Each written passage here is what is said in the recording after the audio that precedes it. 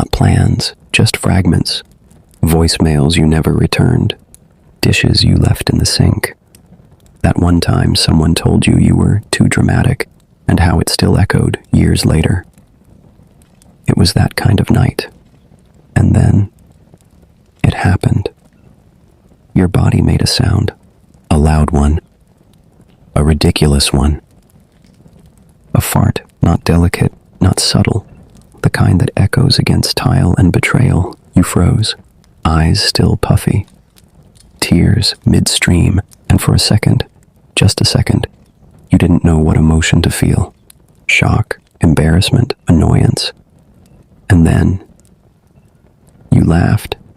It wasn't graceful. It wasn't, "I've found my light again." It was more like a surprised wheeze.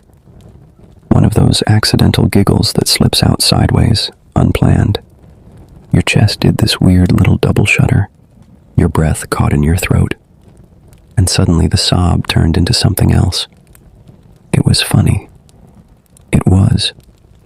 You were falling apart. Completely. And your own body decided to break the tension like a bad sitcom writer. It was absurd. And somehow, that absurdity worked better than all the pep talks and Pinterest quotes combined. You wiped your eyes on your sleeve again, not because the pain was gone, but because for a second you were aware of something else. The room, yourself. The fact that you hadn't eaten since noon. That there was still a glass of water on the nightstand. The smallest shift happened. Not enough to feel good, but just enough to feel interrupted.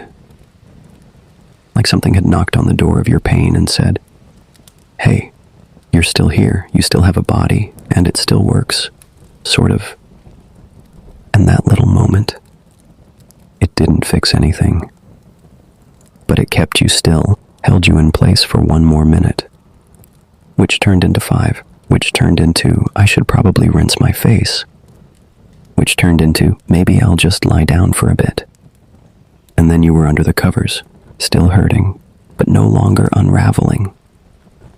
You wouldn't tell anyone that story at first. Because what kind of reason is that? What kind of punchline is, "I stayed because my body betrayed me in the middle of crying"? It doesn't sound noble. It sounds stupid, but sometimes stupid saves you. Sometimes the universe tosses you a dumb lifeline. A dog barking, a teacup shattering, a neighbor vacuuming at midnight. Something that shakes the scene just enough to snap you back into yourself.